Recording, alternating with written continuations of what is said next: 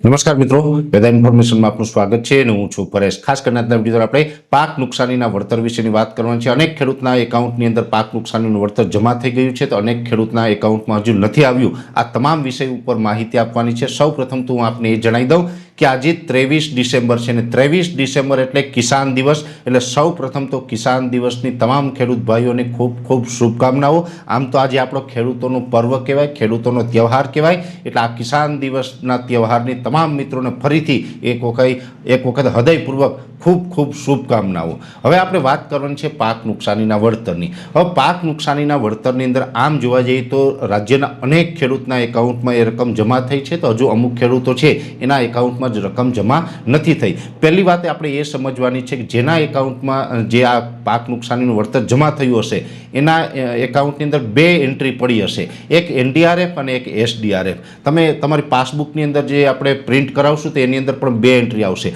મોબાઈલની અંદર જે તમને મેસેજ આવશે એની અંદર પણ બે મેસેજ આવશે। એ બે મેસેજનું પાછળનું કારણ છે કે એક પેમેન્ટ છે એ એનડીઆરએફમાંથી મળે છે અને એક છે એ એસડીઆરએફમાંથી મળે છે। એટલે કે કેન્દ્ર સરકાર અને રાજ્ય સરકાર બંનેનું અલગ અલગ મળતું હોય એટલે આપણે બે એન્ટ્રી જોવા મળશે। એટલે જે ખેડૂત ભાઈઓના એકાઉન્ટમાં એક એન્ટ્રી થઈ હોય તો આપણે એવું માનવાનું છે કે હજુ બીજી એન્ટ્રી તમારામાં થશે, પણ જો બે એન્ટ્રી થઈ ગઈ છે તો એ તમને પાક નુકસાનીનું વળતર છે એ તમારા ખાતામાં પૂર્ણ જમા થઈ ગયું છે, આવું ચોક્કસ આપણે માની શકાય। હવે આની અંદર જોવા જઈએ તો આમ તો જ્યારે પણ આપણે માવઠું થયું એટલે કે જે આપણે તારીખ હતી 24 ઓક્ટોબરથી લઈને 2 નવેમ્બર એ એક અઠવાડિયા સુધીનું સદીનું સૌથી ભયાનક મોટામાં મોટું માવઠું આ 2025ના વર્ષની અંદર થયું હતું ને એ માવઠાની અંદર બધા જે તજજ્ઞ હતા એની એક અનુમાન કર્યું કે નુકસાની કેટલી હશે, ત્યારે 10, 11, 12 અથવા તો 13,000 કરોડ। જ્યારે મેં પણ એક આંકલન કરીને એક માહિતી આપી હતી કે 12 થી 13,000 કરોડ રૂપિયાની નુકસાની છે અને બધા જ જે તજજ્ઞો હતા એ બધા જ આ રકમની માગણી કરતા હતા। ખાસ કરીને આપણા જાણીતા ખ્યાતનામ પત્રકાર છે જગદીશભાઈ મહેતા, એમણે પણ આ નુકસાની વિશે 10,000 કરોડ આસપાસ રકમ ફાળવવાની માંગ કરી હતી। મેં 13,000 કરોડ રકમ ફાળવવાની માંગ કરી હતી અને સરકારે અંતે 10,000 કરોડની રકમ ફાળવી પણ। એટલે જે બધાની માંગ હતી એટલી ચોક્કસથી રકમ ફાળવવામાં આવી હતી, પણ આ ફાળવ્યા પછી પણ ઘણા ખેડૂતોની અંદર ક્યાં એવું લાગતું હશે કે અમને આ રકમ ઓછી છે।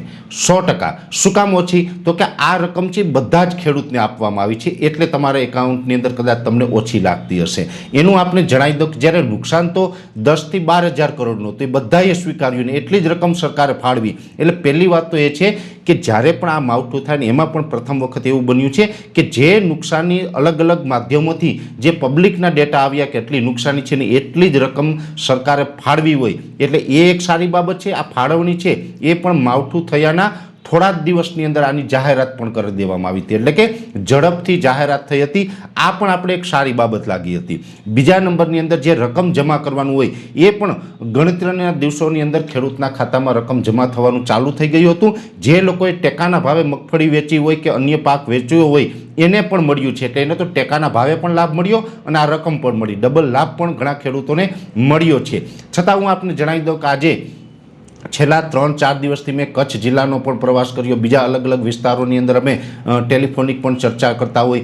ઘણા ખેડૂતો મને છેલ્લા 4 દિવસની અંદર કચ્છમાં પણ એવા મને રૂબરૂ મળ્યા છે જે ખેડૂતનું એવું કહેવાનું હતું કે અમારા ખાતાની અંદર આ પાક નુકસાનીનું વળતર જમા થયું છે પણ પરેશભાઈ અમારે 1 રૂપિયાની પણ નુકસાની ન હતી। એટલે આમાં એવું પણ બન્યું હતું કે જે ખેડૂતોએ માવઠું થાય એ પહેલાં મગફળી સાચવી લીધી હોય, સોયાબીન સાચવી લીધું હોય, અન્ય પાક હોય ને એ સાચવી લીધો હોય, પછી માવઠું થયું તો એને તો કોઈ નુકસાની નથી, છતાં પણ એમણે ફોર્મ ભરી દીધું, ફોર્મ ભર્યું એટલે એને એ નુકસાનીનું વળતર છે એના ખાતામાં આવ્યું છે। ત્યારે હું આપને એ પણ કહું કે જ્યારે સરકાર કોઈ પણ આ રીતની રકમની ફાળવણી કરતી હોય છે ત્યારે જેટલું નુકસાન છે એટલી જ રકમની જો ફાળવણી કરી હોય તો એની અંદર જે લોકોને નુકસાન વાસ્તવમાં નથી ગયું એવા ખેડૂતોએ આમાં અરજી ના જ કરવી જોઈએ, કેમ કે આપણે નુકસાન જ નથી ગયું છતાં પણ આપણે એમ કહીએ કે મારે નુકસાન ગયું છે ને મને પણ વળતર મળવું જોઈએ, તો એ વ્યવહારિક મારી દ્રષ્ટિએ નથી લાગતું। જો જે ખેડૂતને નુકસાન નથી ગયું એ લોકો વળતર ન લે તો એ જે વધેલી રકમ છે એમાંથી પછી જેને વાસ્તવમાં નુકસાન ગયું છે એને આપણે આપવામાં સફળતા મેળવી શકાય। એટલે જેને વાસ્તવમાં નુકસાન ગયું છે એને વધારે રકમ મળવી જોઈએ, જેને નુકસાન નથી જ ગયું એને ના મળવું જોઈએ, કેમ કે આ તો કાયદાકી વાત છે, તો કાયદાકી રીતે આ સત્ય છે અને આપણે બધાએ સ્વીકારવું પડશે। પણ આ વર્ષે બન્યું છે એવું કે બધાએ ફોર્મ ભર્યું ને બધાને આ લાભ મળ્યો છે। બાકી તો ઘણી વખત એવું હોય કે જે લોકો ટેકાના ભાવે મગફળીનું વેચાણ કરે તો ત્યાં જ સાબિત થઈ જાય છે કે તમારી ટેકાના ભાવે જે મગફળી પાસ થાય ત્યાં મગફળી કઈ પાસ થશે તો કે ક્વોલિટીવાળી હશે, એ જેમાં ડેમેજ નહીં હોય, જેમાં નુકસાન નહીં હોય. જો નુકસાન ન હોય એવી મગફળી આપણે ટેકાના ભાવે વેચી હોય તો એ સાબિત કરે છે કે આપણે નુકસાન નથી ગયું, તો આપણે મળતર મળવા પાત્ર નથી થતું. છતાં પણ અહીં આપણે સરકારે બંને જગ્યાએ લાભ આપ્યો જ છે, તો એને પણ આપણે સ્વીકારવો પડે. એટલે આ પણ એક હકીકત છે. ઓછી રકમ જે ખેડૂતના એકાઉન્ટમાં આવે છે એની પાછળનું ટેકનિકલ કારણ આ છે. વાસ્તવમાં નુકસાન છે એ માવઠાને કારણે 10,000 થી 12,000 કરોડનું હતું, એની જગ્યાએ સરકારે પણ 10,000 કરોડની રકમ ફાળવી છે, છતાં પણ ખેડૂતના એકાઉન્ટમાં ઓછી રકમ જમા થાય એની પાછળનું આ એક ટેકનિકલ કારણ છે.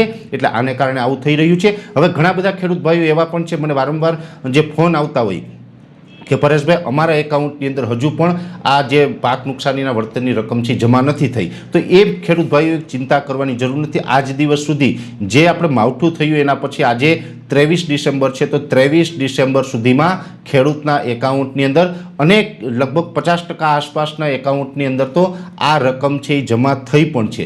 જે ખેડૂતના ખાતામાં જમા નથી થઈ એનું અત્યારે પ્રોસેસિંગમાં ચાલે છે. એટલે જેને નથી થઈ એની કોઈ એવી ચિંતા કરવાની જરૂર નથી કે મારા બાજુના ખેડૂતને મળી ગયું ને હું બાકાત રહી ગયો. બાકાત કોઈ નથી રહેવાનું, કેમ કે હજી પણ રકમની ફાળવણી ચાલુ છે. જેવી રીતે અધિકારીઓ સાથે મારે છેલ્લા 2-3 દિવસથી સતત વાત થઈ છે એ મુજબ કે જે ફોર્મ ભર્યા હતા, આપણે અરજીઓ કરી હતી વીસી મારફતે, એ અરજીઓને જ્યારે પણ મંજૂર થઈ રહી છે ત્યાં રેન્ડમલી એક પછી એક અરજીઓ છે પાસ થઈ રહી છે. એટલે પાસ થાય પછી એ બધા ખેડૂતને ધીમે ધીમે મળતું જશે, કેમ કે આ એક લીગલ પ્રોસેસ હોય.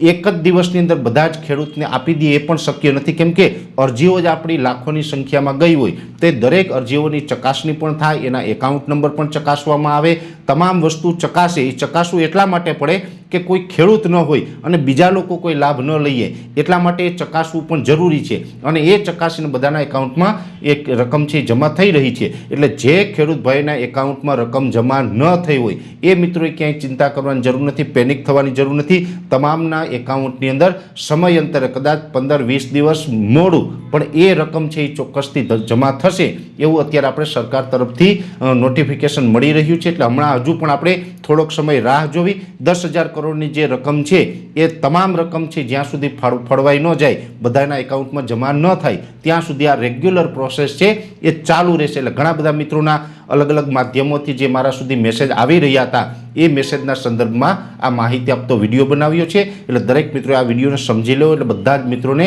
વ્યવસ્થિત ખ્યાલ આવી જશે. છતાં પણ કોઈ વિશેષ માહિતીની જરૂર હોય તો ગમે ત્યારે અમને કોમેન્ટ કરજો. અત્યારે આ વિડીયોની અંદર એટલું જ. અંતમાં દરેક મિત્રોને વિનંતી રહેશે, વિડીયોને લાઈક આપીને દરેક ગ્રુપમાં શેર કરી દેવો. જો તમે અમને યુટ્યુબ ઉપર જોઈ રહ્યા હોય તો ચેનલને સબસ્ક્રાઈબ કરજો, અને ફેસબુક ઉપર જોઈ રહ્યા હોય તો પેજને ફોલો કરજો. નમસ્કાર.